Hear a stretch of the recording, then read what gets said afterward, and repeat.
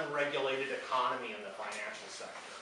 These banks and financial institutions and investment institutions can basically do whatever they want and get away with it. Time after time, the SEC has let an investment bank or bank get off from things like fraud, millions and millions of dollars of fraud, with a slap on the wrist and a promise not to do it anymore.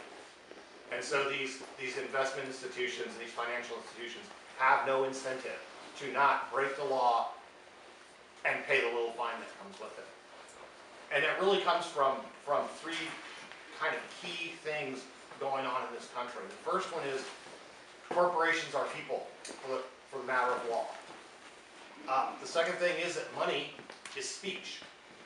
And the final thing is that under corporate law, shareholders are more valuable than stakeholders. So that means the people who work at your factory, the people who you sell your products to, are less valuable than the people who own stock in your company.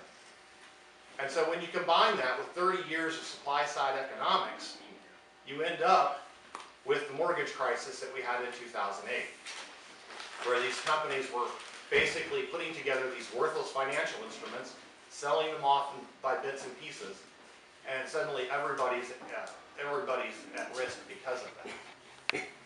One of the things that you don't hear about now is that these financial institutions still have this stuff. Nationally, $244 trillion worth of derivatives are held by 5 banks. That, just to put that in perspective, the national GDP for the United States is 14 trillion. So we're a factor of almost 20. These banks make billions of dollars off of these things by basically just passing them along. They sell little bits here and there. The price changes just a little bit, they sell. Or they buy, the price goes down a little bit.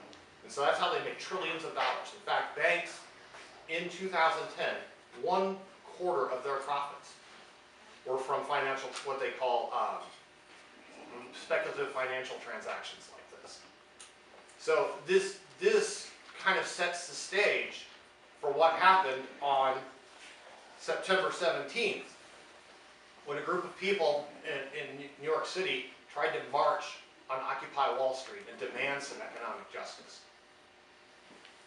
And so that movement, that little noise in New York, carried out across the rest of the country and across the rest of the world. And it came to Des Moines in October 9th. And it came to ISU a week later, and it's spread around the state now. There are 10 now occupied. More than that? More than that. 12 maybe. 12 Occupy groups here in Iowa alone. And so what Occupy is doing is, one, they're occupying. They're holding physical space. Now, in Zuccotti Park, they've been kicked out. They're talking about right now about how to reoccupy that or occupy some different space. Des Moines got kicked out of our original space, and we're now in Stewart Square. The other thing that the Occupy movement does is it educates people on the issues. Most people don't know that in the last 30 years, the 99% income levels have not grown. The only people who have seen growth in their income, more than inflation, is the 1%. And they've seen 255% growth over the last 30 years. And that's not my numbers, that's from the Congressional Budget Office. The other thing we're doing is we're doing direct actions. We're calling attention, we're calling these folks out. We're calling out the banks, the financial institutions, the large corporate campaign donors. These people who are buying our elections. Because right now, with Citizens United, they can put unlimited amounts of money into our elections. Basically, they can buy our democracy. And so now what the 99% have to do now is be on the street with our voices, with our feet, saying we're not going to take this anymore. We're not going to let our democracy be bought or sold to the highest bidder. And that's really, for me, one of the most important things for me to be out and occupying, is because I don't think anything in this country can change until we fix those underlying political problems of campaign contributions, corporations being people, and valuing shareholders over everybody else, or to the exclusion of everybody else.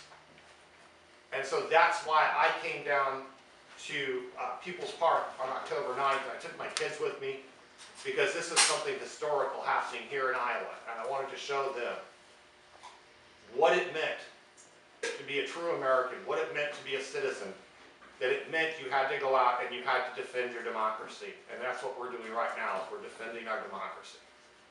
And with that, I'm going to turn it over to Carol so she can talk about why she's out here. Thank you, Steve. Thank you, everyone, for being here in KHOI. This is really exactly what we need for this movement to keep gaining its momentum.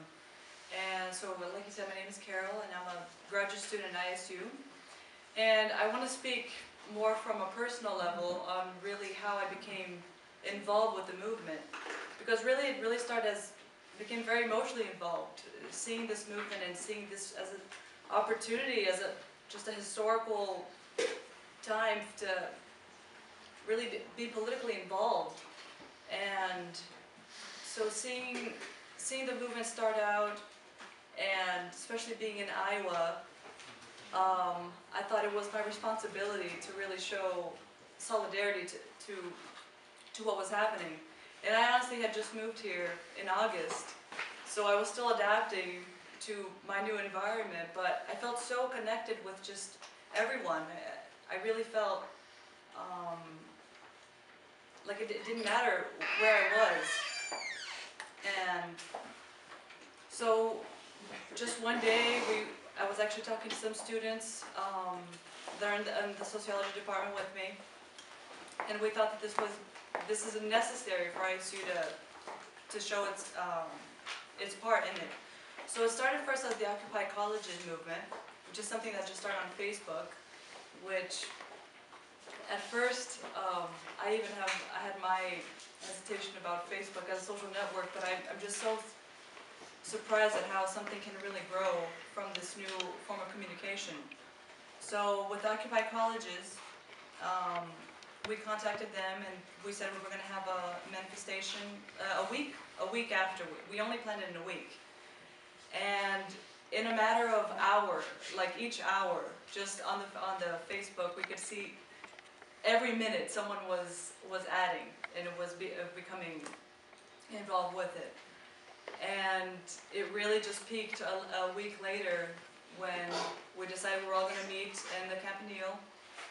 And there was about 200 people there, just everyone with their signs, and they knew exactly what they wanted to say, they knew exactly why they were there. And it really was with something like that I still wonder why the media portrays this as an unclear message. I don't understand why. What is unclear about it? Everyone here has something to say, and it is synchronized. Everyone is frustrated with this economic system, and everyone is suffering from it. And especially from not originally from this country, but I grew up here, I see this really forming as an international movement. So being here I'm very privileged because I know that anything that happens here is going to affect the rest of the world somehow. So I felt like it was my responsibility as just a student and a citizen to manifest.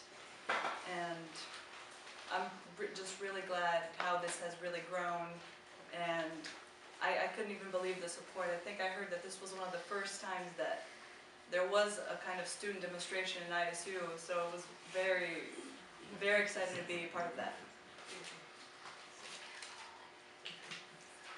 Great, and so I guess I can just follow up on that.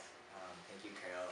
And thank you also to Des Moines for coming up to Ames, and I was not at the very, well, the closest I was to the beginning of the Occupy movement in Ames is I was the third person to like it. I was kind of involved at the beginning, and to me at the beginning, Occupy was this vague idea that bunch of people in New York City are causing a ruckus, and I liked it.